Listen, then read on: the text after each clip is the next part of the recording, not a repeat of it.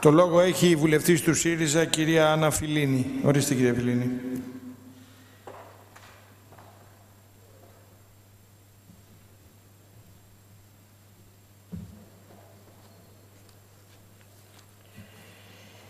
Κυρίες και κύριοι συνάδελφοι, όλα δείχνουν γύρω μας ότι υπάρχει σήμερα μια κρίση του πολιτικού μας συστήματος. Το αποδεικνύουν οι δημοσκοπήσεις. Η κυβέρνηση προσπαθεί να αποτρέψει αυτή την αλλαγή, η οποία διαφαίνεται, και δυστυχώς και η αξιωματική αντιπολίτευση δεν τολμά με έναν ξεκάθαρο τρόπο να μιλήσει υπέρ της απλής αναλογικής. Ξεκινώντας την ομιλία μου, θέλω πρώτα απ' όλα να μιλήσω για την τροπολογία, την οποία έχουν καταθέσει πολλές συνάδελφοι βουλευτές γυναίκες και από όλα τα κόμματα αυτού του Κοινοβουλίου, και που έχει να κάνει με την άρνησή μας στον τρόπο με τον οποίο βάζει η κυβέρνηση σε αυτό το σχέδιο νόμου το ζήτημα της ποσόστοσης των γυναικών. Θεωρούμε ότι να τοποθετείται η ποσόστοση μόνο στο επίπεδο γενικά στο σύνολο των γυναικών και όχι κατά περιφέρεια, αυτό αντιβαίνει τελικά στα πράγματα στο ποθούμενο. Και το ποθούμενο δεν είναι μόνο να υπάρξει μια ενθάρρυνση για τη συμμετοχή των γυναικών στα κοινά. Το ποθούμενο είναι να αποτραπεί και ο διαγωνισμός των γυναικών, ο οποίος μέχρι σήμερα παρατηρείται. Και αυτό δεν μπορούμε να το αρνηθούμε, κυρίες και κύριοι συνάδελφοι. Και πάνω σε αυτό δεν υπήρξε τοποθέτηση κανενός από τους υπουργούς που μιλήσανε. Είναι εύκολο με το υπάρχον άρθρο που προτείνει η κυβέρνηση, είναι εύκολο σε μία περιφέρεια της επαρχίας, σε μία μικρή εκλογική περιφέρεια, όπου εκεί είναι λίγοι υποψήφοι, με έναν εύκολο τρόπο να μην μπει υποψήφια μία γυναίκα, η οποία ενδεχομένως θα μπορούσε να πάρει την έδρα από έναν άνδρα υποψήφιο. Είναι πολύ εύκολο στην ηγεσία ενός κόμματος να χειραγωγήσει, να μανιπουλάρει τα πράγματα προκειμένου να έρθουν οι υποψηφιότητες της αρεσκίας της στις διάφορες περιφέρειες. Γι' αυτό επιμένουμε ότι είναι σωστό να γίνει δεκτή η τροπολογία έτσι όπως την προτείναμε πάρα πολλές γυναίκες βουλευτές ξαναλέω, από όλα τα κόμματα αυτού του Κοινοβουλίου.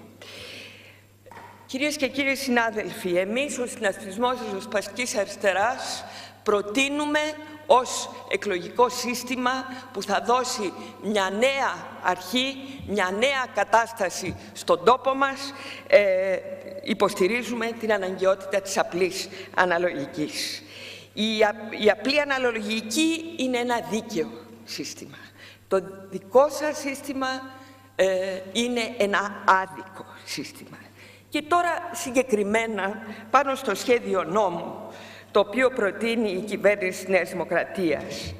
Τα άρθρα για το δώρο των 50 βουλευτών αντί των 40 που ήταν προηγουμένως, όπως επίσης και το άρθρο που θέλει να υποβαθμίσει τους συνασπισμούς κομμάτων, τέθηκαν για να διαιωνίσουν τη διατήρηση του σημερινού άδικου πολιτικού συστήματος, το οποίο διασφαλίζει την εναλλαγή στη διακυβέρνηση της χώρας των δύο μεγαλύτερων κομμάτων, τα οποία θα μπορούν να στηρίζονται στο διηνεκές σε μονοκομματικές κυβερνήσεις μειοψηφίας.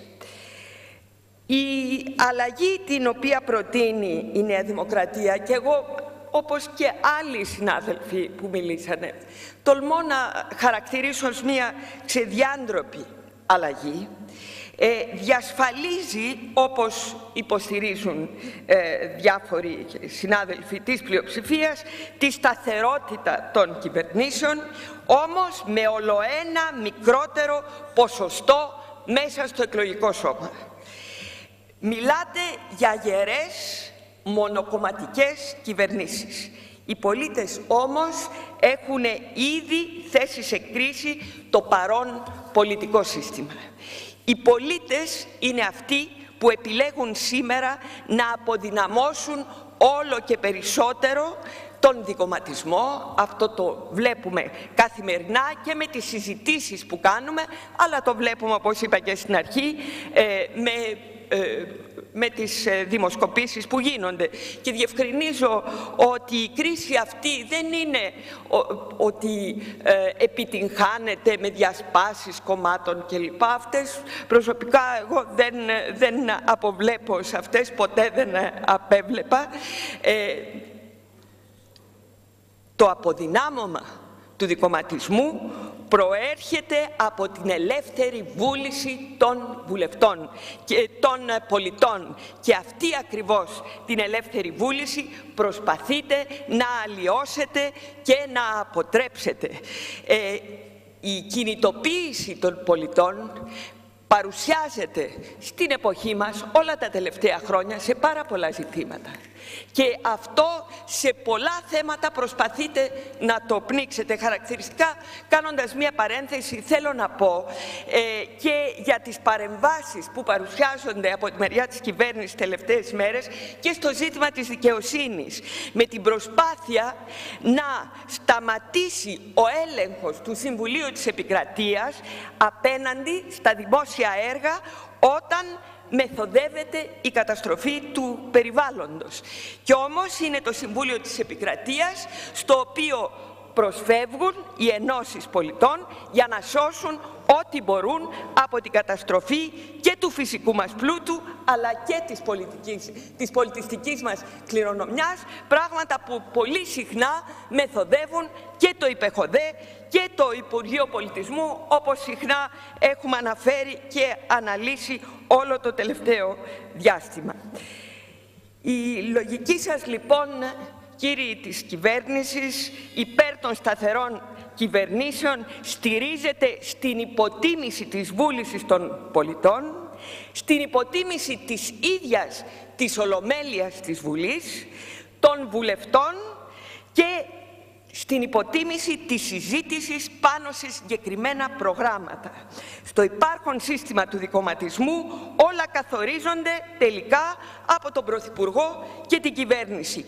Οι βουλευτές περιορίζονται στους μονολόγους τους, έχουν ελάχιστες δυνατότητες κάτι να αλλάξουν στα νομοσχέδια τα οποία μας προτείνεται. Ακόμα και όταν προτείναμε ένα νομοσχέδιο για το επίδομα θέρμανσης, ούτε αυτό γίνεται δεκτό επειδή είναι από τη μειοψηφία. Ακόμα και όταν προτάθηκαν τροπολογίες σχετικά με τις συντάξεις καλλιτεχνών, ούτε αυτές εισακούγονται. Οποιαδήποτε πρόταση δεν γίνεται δεκτή σήμερα. Το πολιτικό μας σύστημα πρέπει να αλλάξει και αυτό έρχεται από μια νέα πλειοψηφία κοινωνική και πολιτική, η οποία αναδεικνύεται όλο και περισσότερο. Αυτό δεν θα μπορέσει να το αποτρέψει ούτε το δώρο των 50 βουλευτών, ούτε και η ανισότητα απέναντι σε συνασπισμούς κομμάτων. Θα έρθει αλλαγή και σε επίπεδο κυβερνήσεων και σε επίπεδο ποσοστών. Και τέλος, επειδή αναφέρθηκε πριν, ήθελα να πω ότι ο συνασπισμός Ριζοσπαστικής Αριστεράς έχει ταχθεί και κατά του πλαφών, του ορίου του 3% για την είσοδο στη Βουλή. Το είπε και ο Πρόεδρος μας σήμερα, όπως επίσης και ο εισηγητής μας στην αρμόδια επιτροπή όπου συζητήθηκε το σχέδιο νόμου. Ευχαριστώ. Ευχαριστώ και εγώ, κύριε Φιλίνη.